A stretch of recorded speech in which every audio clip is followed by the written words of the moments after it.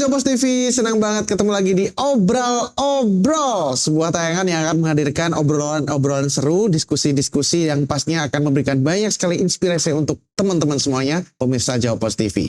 Masih juga bersama dengan Tori Andromeda di sini. Senang banget untuk hari ini kita akan ngobrol-ngobrol banyak bersama dengan salah satu narasumber, salah satu bintang tamu yang sudah ada di studio kita, studio Jopos TV, ngobrolin tentang dunia anak-anak. Nah, ini menarik banget. Dunia anak-anak itu pasti kan penuh dengan keceriaan, penuh dengan edukasi juga, penuh dengan fantasi, banyak hal lah yang bisa kita kulik di anak-anak gitu ya. Salah satunya adalah buku-buku. Nah, kalau misalnya kalian dulu nih ya, waktu TK, SD gitu ya, waktu masih anak-anak tuh pasti sering banget dibacain buku-buku sama orang tua kalian. Pas banget. Pengalaman-pengalaman atau memori-memori itu akan kita coba ulang lagi, akan coba kita telusuri lagi bersama dengan bintang tamu kita yang satu ini, karena beliau ini adalah seorang penulis, penulis buku anak-anak. Walaupun sebenarnya setelah tadi saya ngobrol-ngobrol sama beliau ini, banyak banget kegiatannya, nggak cuma itu. Langsung aja kita mau ketemu sama Mbak Yuwita. Hei, apa kabar Mbak Yuwita? Selamat sore. Selamat sore. Alhamdulillah kabar baik. Baik ya, alhamdulillah ya. Nah, senang banget akhirnya bisa mampir ke studio Jopos TV. Terima kasih banyak untuk waktunya. Terima kasih juga udah diundang. Ya, nyempetin waktu lah ya. Ya. Mbak Yuwita ini harus kenalan dulu karena sepertinya banyak banget teman-teman yang masih belum kenal secara dekat dengan Mbak Yuwita ini. Siapa sih Mbak Yuwita ini sebenarnya? Kenalan dulu dong. Oke. Halo, selamat sore teman-teman. Nama saya Yuwita Wahernika. Saya adalah salah satu penulis dari Kabupaten Madiun. Untuk buku-buku yang sudah saya tulis, ada buku how to, ada juga buku-buku anak. Nah, untuk kalian jangan lupa kalau jalan-jalan ke Gramet, wajib beli buku saya. Oke, itu dia ya. Jadi perkenalan singkatnya adalah Mbak Yuwita ini merupakan penulis buku anak-anak dan juga how to. Menarik banget kalau kita mengulik lagi dunia anak-anak yang biasanya saya sendiri dulu tuh sering banget dibeliin buku-buku anak-anak itu. Kalau dulu sih mungkin lebih ke dongeng kayak gitu-gitu ya, fantasi. Ya. Dongeng-dongeng Walt Disney yang banyak Ya. gambarnya kayak gitu-gitu. Nah, kalau Mbak Yuwita ini buku anak-anak yang ditulis ini seperti apa? Ceritain, Mbak. Jadi gini Mas Tori, untuk buku anak sendiri itu kan ada segmen sesuai dengan usianya. Oke. Jadi kalau misalkan untuk usia dini, usia kayak PAUD juga itu cenderung kayak big book. Jadi banyak gambarnya, terus untuk ceritanya itu atau tulisannya itu sedikit. Oke. Jadi mudah diterima oleh anak-anak tersebut kayak gitu. Ada visualnya yang Ya, banyak betul, warna-warni kayak betul. gitu-gitu ya. Jadi yang lebih ditonjolkan adalah visualnya dan juga warna-warnanya yang cenderung menarik kayak gitu. Oke. Istilahnya apa tadi? Big book. Big book, picture book ya. Oke. Oh, picture book. Iya, Oke. betul. Terus kemudian kalau untuk anak usia mungkin 6 tahun sampai mungkin 9 tahun atau 12 tahun, nah itu nanti buku-bukunya udah beda lagi gitu. Oke. Jadi yang lebih banyak ceritanya, untuk ilustrasinya itu biasanya satu cerita satu ilustrasi, Oke. atau kalau tidak dia satu buku terdiri dari beberapa ilustrasi saja kayak gitu. Tidak sebanyak big book tadi ya. Betul, tidak sebanyak big book. Oke. Kalau Mbak Wika berarti bermain di ranah yang big book atau yang usia di atas 12 tahun itu? Untuk saat ini tulisan saya bukan big book sih. Jadi di cerpen kayak gitu. Oh, cerpen. Tapi untuk anak-anak tetap Betul, ya? betul. Jadi cerita anak cerpen. Cerpen cerita buat anak-anak. Dan itu fantasi ya? Ada yang kemarin kategori religi, Oke. ada yang fantasi juga. Contohnya yang udah pernah ditulis nih. Untuk yang religi itu kemarin mengenal hadis. Jadi mengenal hadis-hadis secara sederhana untuk anak-anak. Misalkan kalau mau makan atau mau mengenakan sesuatu, didahulukan anggota tubuh yang kanan. Atau untuk melakukan sesuatu, kita harus mendahului dengan doa kayak gitu. Itu lebih ke dongeng atau cerita cerpen atau tetap dikemasnya secara penjelasan aja, secara edukasinya aja? Jadi hadis-hadis tersebut diaplikasikan ke dalam buku dalam kehidupan sehari-hari kayak gitu. Oke, nah ini salah satunya ya. Beberapa buku-bukunya Mbak Wika Ya. mengenal sifat wajib Allah, Ya, kalau wajib Allah. cantik kreatif dengan limbah kertas, Hmm. terus Laskar Penjaga. Ini buku-buku yang semuanya ditulis sama Mbak Wika ya. Iya, Itu banyak tulisannya daripada gambarnya berarti. betul. Kalau untuk buku tersebut itu satu judul, satu ilustrasi. Oke. Jadi satu buku itu ada kumpulan beberapa cerita pendek kayak gitu. Oke. Back to the past. Kita kembali ke Mbak Wika. Bagaimana sih mengenal kepenulisan untuk pertama kalinya sampai pada akhirnya, oke, aku mantep nih pengen nulis. Dan kenapa harus ranahnya ke anak-anak gitu? Kan banyak kan penulis-penulis yang bikin novel yang berat-berat mungkin, atau bikin karya-karya sastra misalnya seperti itu. Kenapa pada akhirnya memilih segmentasi seperti ini, dan awal mula kok bisa seneng nulis itu gimana, Mbak? Jadi pertamanya saya itu terjun ke penulisan itu karena saya ada hobi pernak-pernik. Sangat nyambung sekali ya. Ceritakan gitu. dong, apa hubungan pernak-pernik dengan kepenulisan? Nah, dari pernak-pernik itu aku suka buat pernak-pernik yang unik, Oke, ya, berbahan dari yang alami kayak gitu. oke. Nah, suatu ketika ada ini ya, dapat kunjungan dari RAF, acara The Journey of the Backpacker. Di salah satu media ya. Nah, betul. Nah, dari liputan itu kemudian aku mendapatkan saran dari produsernya supaya karya-karyaku itu dibukukan kayak gitu. Nah, Oke. terus aku akhirnya kepo. Wah, kok punya buku nih asik nih kayak gitu kan. Punya Jadi karya lah ya. iya, betul. Yang pertama itu, yang kedua kalau misalkan bukuku ber-ISBN berarti kan ada HQ di situ. Nah, kayak gitu. Akhirnya ya udah aku susun, aku mencoba menembusin salah satu penerbit mayor. Oke. Alhamdulillah diterima. Oke. Nah, dari situ akhirnya aku nyusun naskah-naskah dari kreasi-kreasiku. Akhirnya jadi buku yang pertama. Buku pertama berarti judulnya apa? Kreasi Jali. Kreasi Jali. Kreasi Jali. Apa itu, tentang apa? Jadi aksesoris dari biji jali. Udah tahu belum Mas story? Oh, belum sih. Harus beli bukunya berarti ya? Harus beli bukunya kalau belum Masih tahu. ada ya? Masih ada ya? Untuk bukunya masih ada sih, cuman di Gramet sekarang kayaknya udah nggak ada gitu. Oke. Mbak Bisa Wika sendiri online. masih ada? Masih. Oh, masih ada. Itu berarti lebih ke tutorial gitu kah? Iya, how to itu ke tutorial. Berarti sebenarnya di awal-awal perjalanan karir Mbak Wika sebagai penulis ini bukan langsung menjadi penulis buku-buku anak dong ya? Betul. Oke, lebih ke tutorial, Ya, how ya, to, bagaimana untuk membuat ini Iya, gitu ya. betul sekali. Dan salah satunya adalah yang dipakai Mbak Wika ini ya. Ini Betul. bikinan sendiri ya. Makanya tadi saya di awal Harus udah bangga sama bikinan sendiri. harus bangga sama bikinan sendiri. Dan dari awal tadi saya udah bilang bahwa kita sebenarnya nggak ngomongin kepenulisan aja, walaupun iya beliau ini seorang penulis, tapi banyak banget kegiatannya ya selain nulis ya. Nanti kita akan lanjutkan lagi untuk segmen berikutnya, teman-teman semuanya pemirsa Jawa Post TV, untuk obrol-obrol. Jadi jangan kemana-mana, kita akan ngobrolin apa lagi, tetap di obrol. Aku sih yang nagihin itu ini ya, kalau udah jadi bukunya itu ya, kayak ada rasa bangga, Ya. senang, ada hasil jadi payah kita kayak gitu loh. Betul.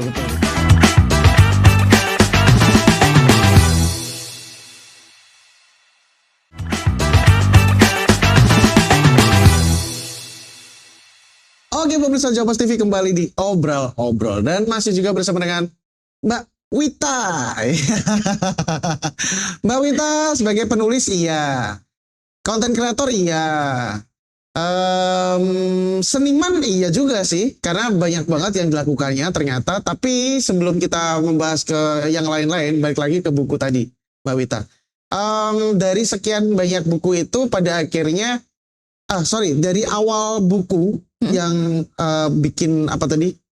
Buku how to. Buku how to. Dari biji. Pada akhirnya kenapa bikin buku anak-anak? Ada ada pengalaman atau titik balik pada akhirnya wah bikin buku anak-anak menarik nih gitu. Ada pengalaman apa? Nah, jadi dari yang pertama buku How to itu akhirnya kayak tertantang gitu. Diajakin nulis sama adik kan. Oke. Terus Adiknya penulis juga. Betul, adikku penulis. Jadi aku penasaran kalau misalkan nggak nulis How to tuh kayak apa, bisa nggak sih kayak gitu.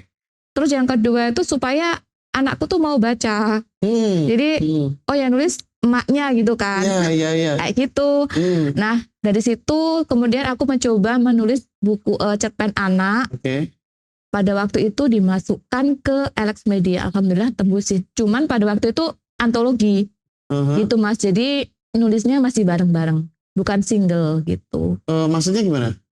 Jadi kalau buku antologi itu kan terdiri dari beberapa cerita, dari beberapa penulis juga kayak gitu. Kayak kompilasi dari beberapa penulis gitu ya? Kayak gitu. Jadi bukan yang buku singleku penulisnya cuma aku aja kayak gitu. Tapi alhamdulillah dari situ dapat pengalaman. Oh berarti aku bisa nih nulis buku anak gitu. Dan nulis itu kalau bagi saya tuh nagihin. Apa yang bikin nagih? Nah ini menarik ya bahwa beberapa orang bahkan jangankan menulis gitu, membaca saja. Orang Indonesia faktanya tingkat baca kita tuh sangat rendah sekali itu Mbak Vita. Dalam arti jangankan bahkan buku gitu loh. Caption aja kadang tuh nggak dibaca dan langsung ke-trigger sama visualnya kayak gitu-gitu. Ke-trigger sama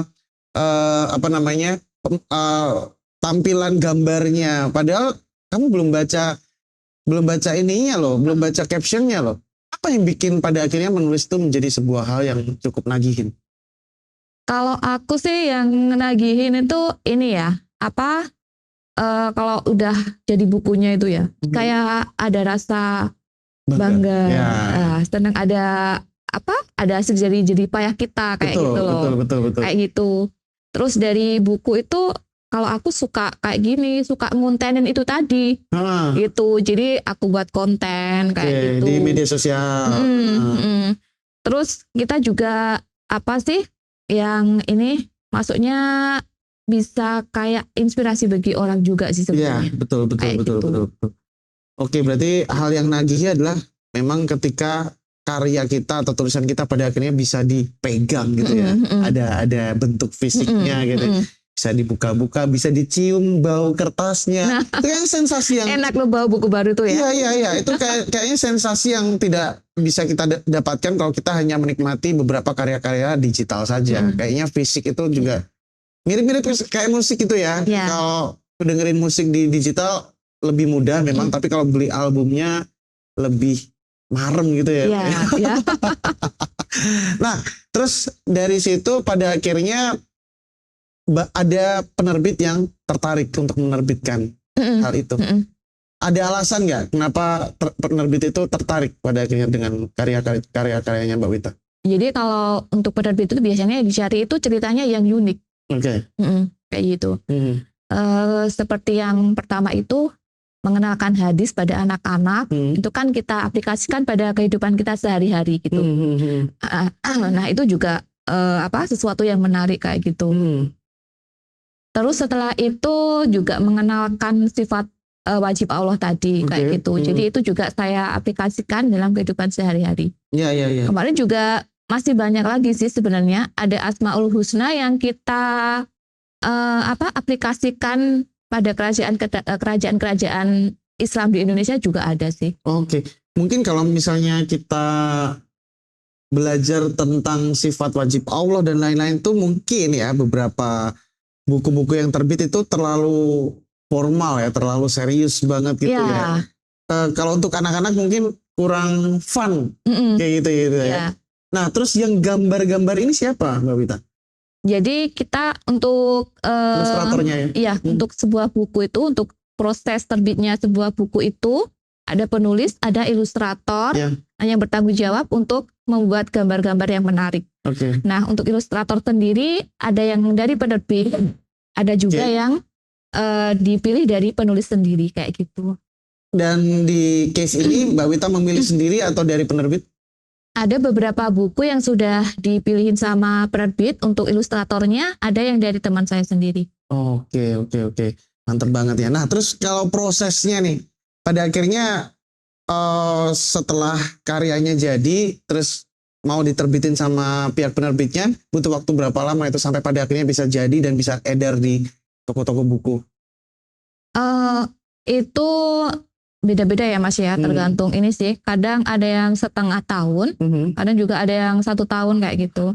Tapi kalau buku how to, buku yang kalau untuk 1 tahun prosesnya di kita. Oke.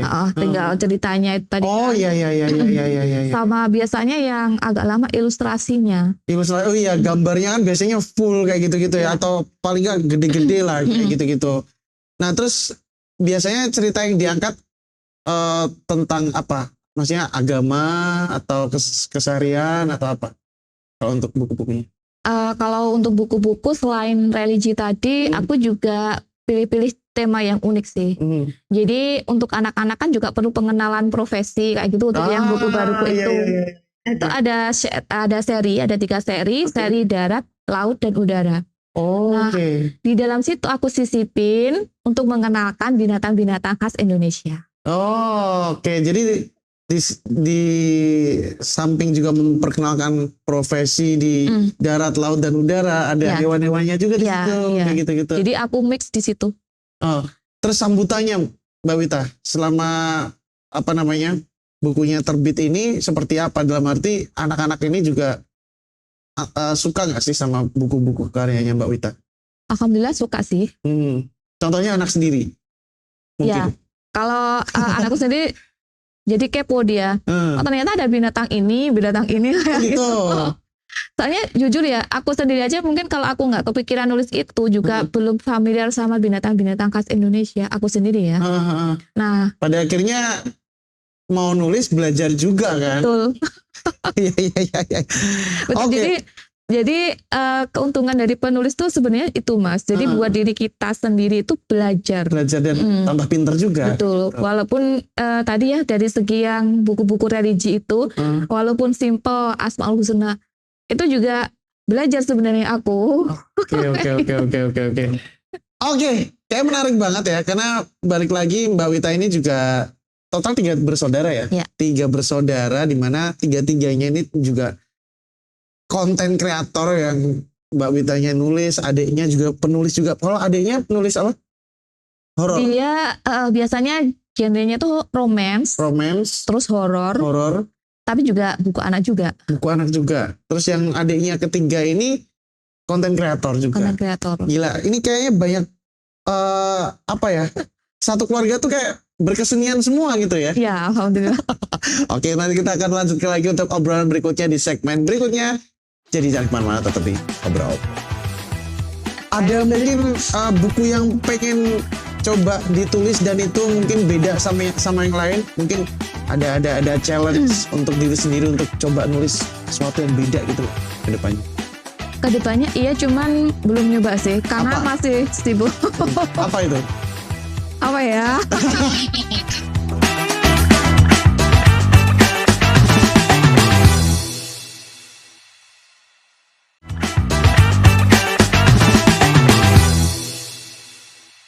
Oke, kembali lagi di Obrol masih juga bersama dengan Kak Wita. Kak Wita aja ya. Karena kalau anak-anak tuh lebih familiar ya Kakak Wita ya. Kak Wita, aku penasaran juga nih, bagaimana orang-orang ini masih antusias dengan buku. Apapun itu ya, entah buku anak-anak ya. Kalau buku anak-anak mungkin yang tertarik beli lebih ke orang tuanya untuk anak-anak mereka, untuk edukasi dan lain-lain. Dan penerbit ini juga masih menerbitkan buku juga ternyata sampai sekarang. Walaupun digempur dengan era-era digitalisasi yang semuanya serba internet, semuanya serba digital dan lain-lain. Menurut Mbak Wita sendiri nih, sebagai penulis buku, melihat hal ini seperti apa? Apakah memang minat baca orang-orang dan minat beli orang-orang untuk membeli sebuah buku itu masih cukup tinggi? Jadi kalau untuk minat beli buku itu sebenarnya masih ada Mas. Oke. Ya. Kemudian apa itu? Walaupun mungkin saya juga nggak tahu datanya ya. Cuman untuk daya belinya memang masih tinggi sih. Masih tinggi. Ya, masih tinggi. Kemudian ini minat juga. Bacanya? Nah, minat bacanya itu. Minat bacanya? minat bacanya kalau menurut penelitian sepertinya kurang tinggi. Karena ada beberapa orang tuh yang beli buku, dia beli nih buku, tapi dia simpen, dia nggak baca gitu. Ataupun mungkin mau baca, masih ntar, sampai pada akhirnya bertahun-tahun nggak pernah dibaca, kayak gitu-gitu kan ada kan. Iya. Cuman untuk saat ini memang lagi digiatin lagi kan literasi di Indonesia. Ya, gitu. Nah ya, itu ya, juga jadi adalah kayak komunitas gitu. Jadi nanti mereka tuh ada kayak komunitas menulis kayak gitu. Dari kita supaya bisa menulis perlulah kita referensi kan. Nah dari situ harus beli dong bukunya. Nah, kayak gitu. harus beli. Ya. Pas banget untuk menyinggung masalah referensi. Tipsnya dong Mbak untuk menjadi penulis. Kan untuk menjadi penulis kan juga harus butuh referensi nih. Ya, misalnya betul. Paling nggak dia juga suka baca, mungkin dia suka ngulik-ngulik, stay curious gitu, tetap senang bertanya-tanya tentang banyak hal kayak gitu-gitu. Apalagi dari pengalamannya Mbak Wita ini bukan terlahir penulis yang tidak terlahir dengan background sastra ataupun ilmu kepenulisan sebelumnya. Itu benar Mbak? Benar. Nah itu artinya kan untuk menjadi penulis tidak harus dapat ilmu-ilmu itu sebelumnya. Nah kasih tips dong. Kok bisa kayak gitu? Nah, jadi sebenarnya apapun ya itu dilakukan tuh akan mudah tuh kalau kita seneng atau hobi kita kayak gitu. Nah, pada awalnya tadi yang saya sampaikan, saya nulis dari karena hobi saya kayak gitu. Jadi saya ingin membukukan kreasi-kreasi saya. Mengarsipkan lah. Betul. Jadi supaya ada semacam ini ya, betul tadi mengarsipkan itu tadi. Betul. Dari situ nanti pastilah kita akan belajar cara mengolah kata itu seperti apa kayak gitu. Terus kalau menyusun kata yang ada awalan atau akhirannya, nah itu yang betul seperti apa. Terus kata-kata yang sesuai dengan KBBI itu seperti apa. Nah akhirnya pasti nanti mau belajar kayak gitu. Dalam perjalanan itu akhirnya belajar juga. Betul kayak gitu. Jadi yang kedua supaya lebih mudah awali menulis itu dari yang disenangi kayak gitu. Nah misalkan saya hobinya berangkat dari hobi saya, misalkan mungkin ada yang hobi parenting, bisa menulis tentang parenting kayak gitu. Nah kemudian dari situ pasti akan belajar berproses tadi ya, belajar. Kalau udah menghasilkan suatu karya atau buku, pasti bangga, lega kayak gitu. Terus ada lagi Mas tadi nagihin tadi. Oh iya, nagihinnya adalah ketika karyanya ini akhirnya jadi gitu ya. Iya betul. Berarti bisa dibilang tips dari Mbak Wita ini adalah senangi dulu apa yang pengen kamu tulis gitu ya. Dalam arti ya kalau kamu suka masak, nggak ada salahnya untuk bikin buku tentang memasak. Ketika kamu suka traveling, nggak ada salahnya kamu menulis tentang traveling, tentang perjalanan kayak gitu-gitu bisa ya. Bisa. Terus pada akhirnya dari situ kebanggaan akan muncul ketika karyamu benar-benar bisa diterbitkan, bisa dibukukan gitu-gitu ya. Gitu. Karena ini inspirasi itu awalnya didapat dari sekitar kita kayak gitu. Termasuk simpel aja ya, cerpen. Nah itu inspirasinya bisa didapat dari sekitar kita, hal-hal simpel. Misalkan di Madiun ini kan kota Kampung Pesilat ya. Nah itu bisa banget dibuat atau dibikin cerita kayak gitu. Kampung Pesilat atau kota pendekar itu bisa ya. Betul. Makanan khasnya juga kayak gitu. Terus alamnya Madiun itu juga bagus banget. Nah itu banyak banget lah yang bisa dipakai atau dibikin untuk inspirasi untuk menulis. Betul. Gitu. Itu kan tips untuk menjadi penulis. Kalau tips supaya diterbitin sama penerbit besar, tipsnya apa? Nah, tipsnya tadi harus belajar dulu. Nah, terus kayak ngajuin tulisan ke penerbitnya gitu nggak sih? Kayak menyodorkan ini nih aku punya tulisan. Iya. Kalau kita masukin ke sebuah penerbit itu pasti kirim email dulu ke penerbit tersebut. Kalau memang cerita kita itu menarik, Itu biasanya kurang lebih 2 bulan tuh ada email balasan, ceritanya diterima kayak gitu. Oke. Dan akhirnya Kalau punya aku kadang lebih cepet juga sih. Oke. Dan buku-bukunya Mbak Wita ini sudah terbit di seluruh Indonesia. Di seluruh Iya. Gramedia Indonesia. Iya. Kalau diterbitin biasanya Alex Media, Gramedia itu biasanya di gerai-gerai mereka ngejual buku kita.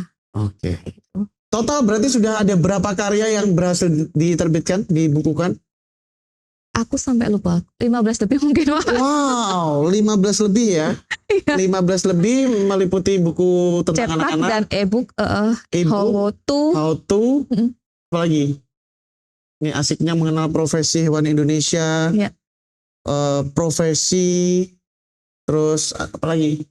Hewan asli Indonesia, ada juga Asmaul Husna, banyak banget. Asmaul Husna, mengenal sifat wajib Allah.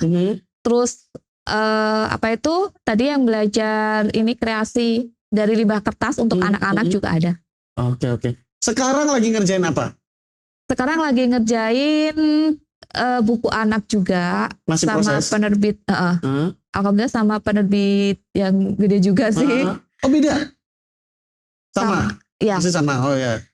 Terus sama ini alhamdulillah juga lagi ada penerbitan kecil-kecilan. Apa? Penerbitan kecil-kecilan. Penerbitan kecil-kecilan. Oke, berarti kan proses menulis itu masih tetap dijalani sampai detik ini ya, sampai sekarang. Iya. Masih bahkan ada proses, akan ada buku-buku berikutnya juga, masih proses juga dan akan diterbitkan juga.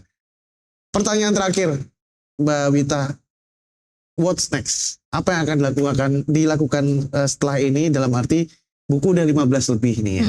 Ada e-book juga, ada buku-buku anak-anak, ada buku how to, ngerjain kerajinan juga ya kan, konten juga sebagai konten kreator. Apalagi yang mau dilakukan setelah ini?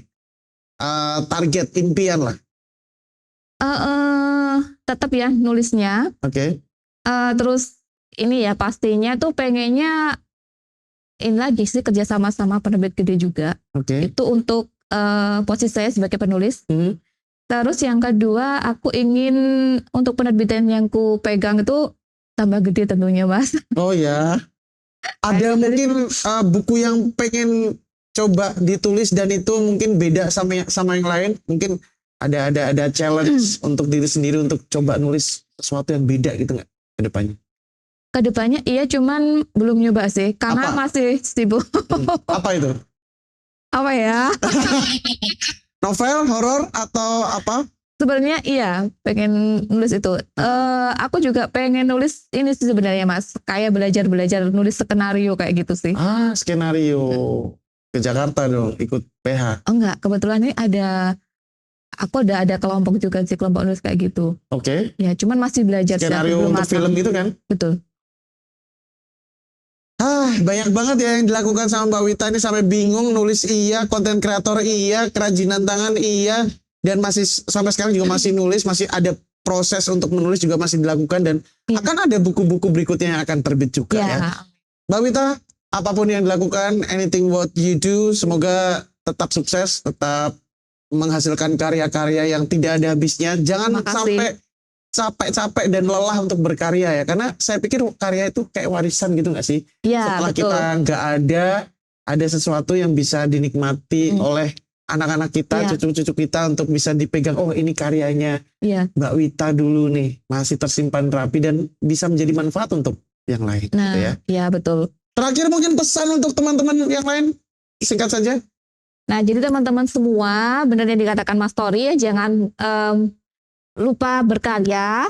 Nah kalau bisa terbitinlah buku kayak gitu ya, karena buku itu sampai kapanpun sebenarnya nggak ada matinya Mas. Timeless ya. Ya betul, kayak gitu sih. Okay. Terus untuk ide-idenya, kalau misalkan yang masih bingung ide, itu nggak perlu susah-susah sih. Di sekitar kalian tuh bisa jadi ide-ide yang menarik buat kalian.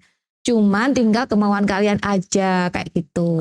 Oke. Kakak Yuwita, terima kasih banyak. Tos dulu dong. Terima kasih banyak sudah mampir ke studio kita Jawapost TV di obrol-obrol yang keren banget. Semoga bisa menjadi inspirasi juga untuk teman-teman semuanya. Apapun itu ya.